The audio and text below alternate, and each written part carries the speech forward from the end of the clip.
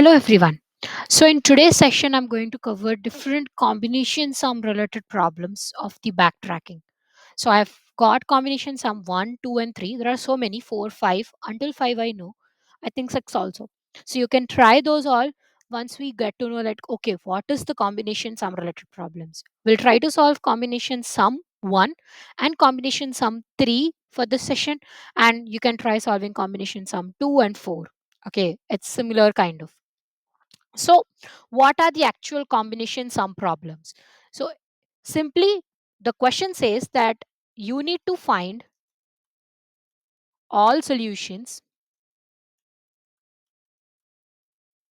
that sum up to given target. So, you'll be given one target. Okay, you will be providing the nums array or you will not be providing, but you will be given certain conditions that these are the numbers you can include while making the solutions. Okay, and you need to find all the solutions that sum up to given target, and certain conditions are given that you need to match. So depending on combination sum 1 2 3 4 5, as and when you move forward with each combination sum type problems, you will see a different conditions added to your existing combination sum problem. But the basic criteria is to find all possible solutions that sum up to given target. Okay, so when the question comes to find all possible solutions, we will simply use backtracking over here because we need to find all possible solutions that sum up to given target. So of course we need to use backtrack. And because we need to decide, we have to decide whether particular nums I should be taken or not taken. So this is the condition which you need to think, like whether the num size should be taken or not taken. And that is the ultimate goal of the backtracking. Once you put it, then you remove it and go forward. Okay, that's the condition. Okay, so let's just see the simple type of combination sum problem. And let me paste the question over here. So the question says a little bit bigger question, but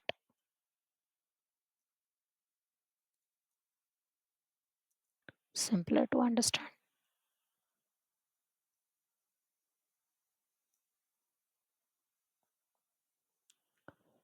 Okay, so the question says that you are given an array of distinct integers candidates and a target integer target. You have to return a list of all unique combinations of candidates where the chosen numbers sum to target. Now, you may return the combinations in any order. The same number could be chosen from candidates an unlimited number of times. Two combinations are unique if the frequency of at least one of the chosen number is different. Okay. The test case are generated so that the number of unique combinations that sum up to target is less than 150 combinations for the particular given input. Okay, so this is the strategy they have used. So let's just see with the example how it looks like. So let's say you are given this nums array. Let me write one nums array over here, which is like 1, 2, 1, 4, 5, and your target is, let's say, 8. So you have to make some 8 and you have to return all possible combinations which you could make out of this nums array. The condition is your all the combinations should be unique. Okay, doesn't mean that you cannot take 8 times 1 twice, like one combination like 8 times 1, other combination is also 8 times 1. So this is not a unique combination.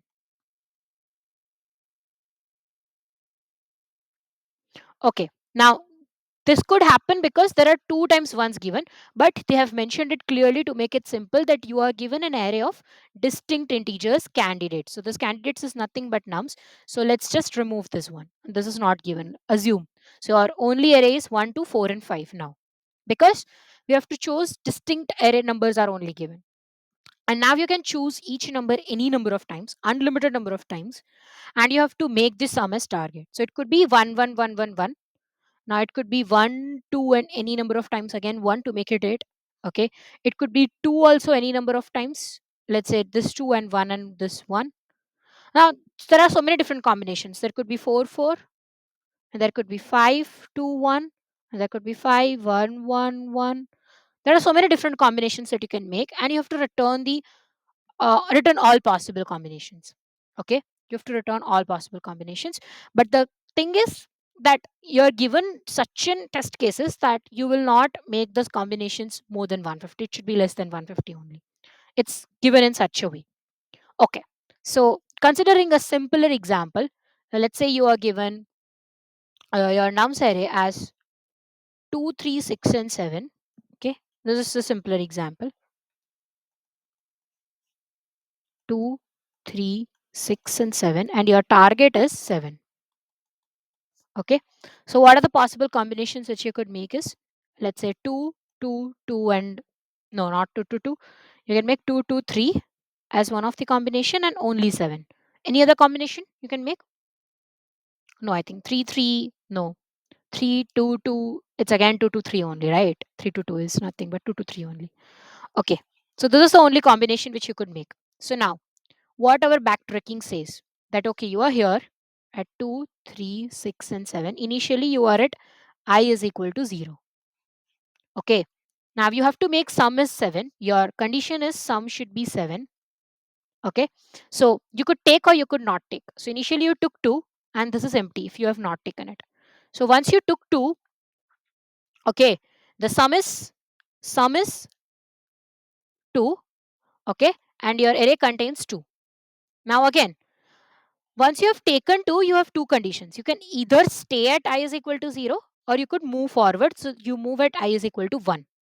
Okay, and if you want to stay at I is equal to 0, again you have two conditions. You could take something, or you could not take something. So if you will take, it will be 2, 2, and if you will not take, it will be 2 only. So this is nothing but backtracking only. If you will not take, it's backtracking only, right? And for I is equal to 1, so I is equal to 1 is nothing but not take off I is equal to 0 again. So this could be 2, and you could take 3, or you could not take 3. So it's again 2 only. So it's nothing but backtracking of here only. I hope you got my point. So these are the different combinations you could make moving further. So what our general algorithm suggests. So our general algorithm suggests that you could have one void solve function. Okay, what we will pass a data structure, the nums array given, the target or sum whatever is given, and the answer, which is vector of vector, which contains all possible solutions. So okay, if you're not aware of this uh, terminologies, please go to the previous video of introduction to backtracking.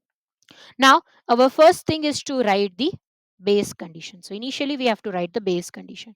So what our base condition could be, so if my I has reached end position and my target has become 0, uh, why am I doing this? I'm not maintaining any another variable. I whatever number I'll take from this nums, I'll subtract from the target, and I have to make this target as 0. I hope you got. Okay, okay. And then what will we do? We'll just push back our ds and our final answer, and we will return. This is the only work of our base condition, right? Now there are two possible conditions, either to take or to not take. Now when does the condition of take comes? So for take, when can we take? If the particular num size is lesser than target. So I have to make the sum of 3 and my num size 2, then I can take. But if I have to make the sum 3 and my num size 4, obviously I cannot take. Okay. So to reduce the possibilities of take count, we'll just check one initial condition, that if num size is lesser than target, then only we try taking it. Now if we take it, we have to push back into our ds. So we have, let's say, pushed back. Now after taking it, we can stay at the same position. Okay, so what we will do, we'll stay at the same position. So what I'll do, I could write solve of I only, ds, nums, and answer. Okay, target should be target minus nums I, because I have taken it, and answer as it is.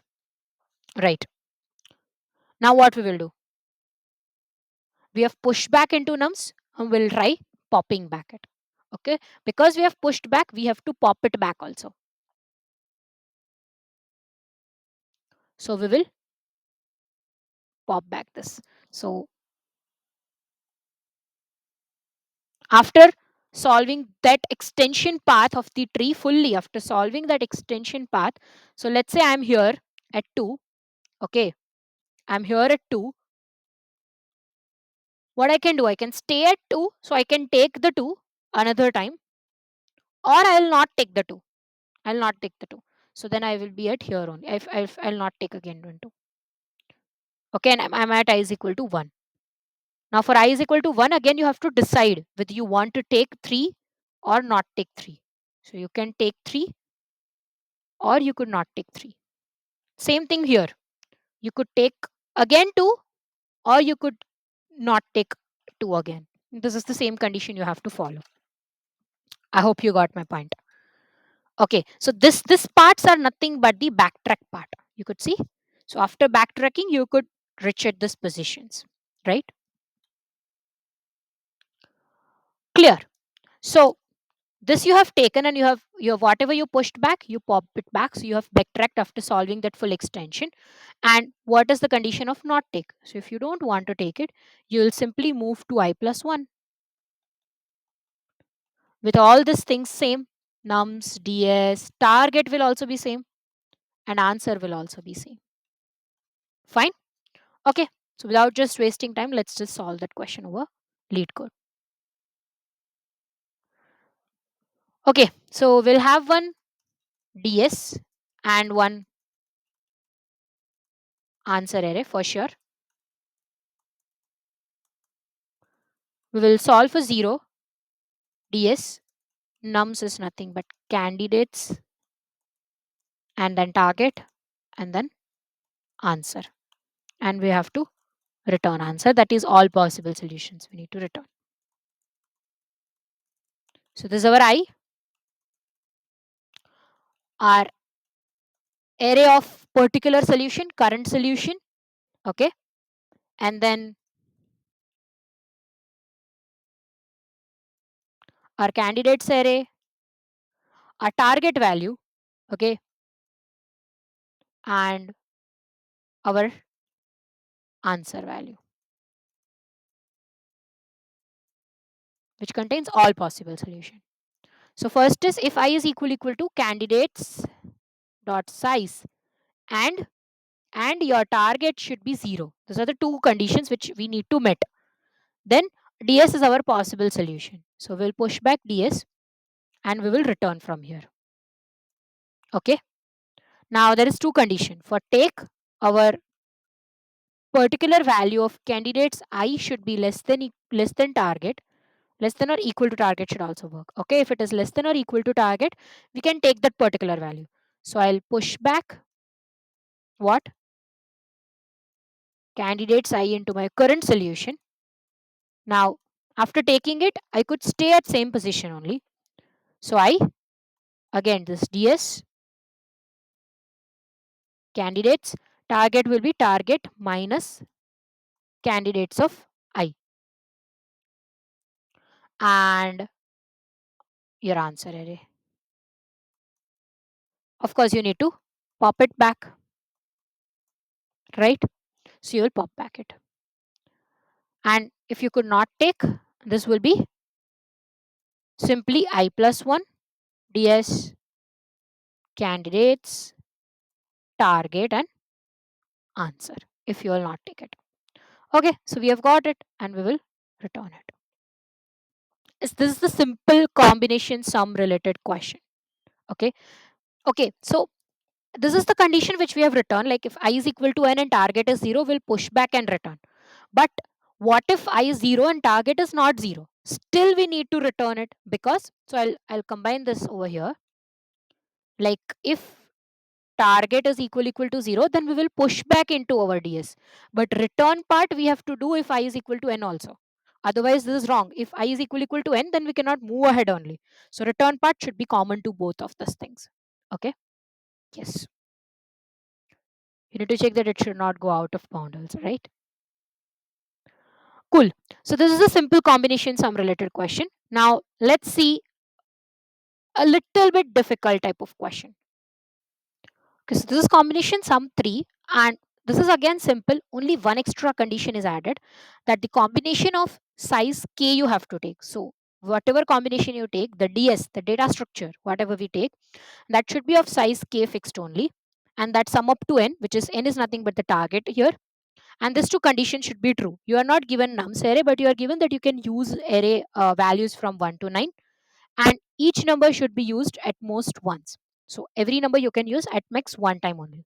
Okay, you cannot repeat that number, which we are doing for the previous question, and should not contain any combination twice and all. This is the same condition. Okay, so nothing we have to do. We have to make one nums array by our own self. Okay, I'll take from I1 to I9, and I'll push back in my nums array. So this I have created. As it was not given, I have created it. Okay, then simple. You have to make one DS array, one answer array, and you will try solving for 0. You will pass k, you will pass n, you will pass nums, DS, and answer, and you will return answer. Okay, again, you have this solve function. You have one I, you have k. I'm putting this as target and not n. Okay, and we have a nums, and we have DS and answer. Now the basic condition is if my I is equal to nums dot size. So I have overreached my array, I've completed my array, then anyways I have to return it. But when is my solution? So my solution has two conditions now. My DS size should be equal to k, and target should be 0. If this is the condition, then I'll push back my DS into my answer array. Clear? Okay. So now again you have take and not take conditions. So for take, you have to check that whether this particular array ith value you can take or not. So this should be less than equal to target. If it is, v of I is less than equal to target, you can take it. So I'll push back this v of I, and now you wouldn't have to stay at same position, you have to move ahead. So I'll move ahead with I plus 1, and this all value will be same. Target will be target minus v of I, and your nums, ds, and answer as it is. And of course, I have to pop back it, I have to backtrack it. And if I'm not taking it, then also I have to move one step ahead only, but with the same target value now. Okay, simpler question, just one condition added extra. Okay, that's all you have to do. Oh, is this nums? Okay, let's change it to nums.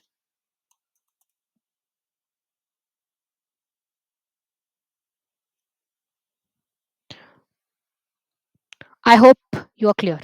Okay, fine. So in the next video, we'll be going to see some more in-depth questions related to backtracking and all. Okay, different algorithms which we could use to backtrack, and all different types of questions which we could solve. I'll post this question links below in the description. Combination sum 1 2 3 4 5, whatever is there, and please try solving it. If you are not again used to this words, go to the first video and check out introduction to backtracking. Stay tuned, stay safe until then. Bye bye.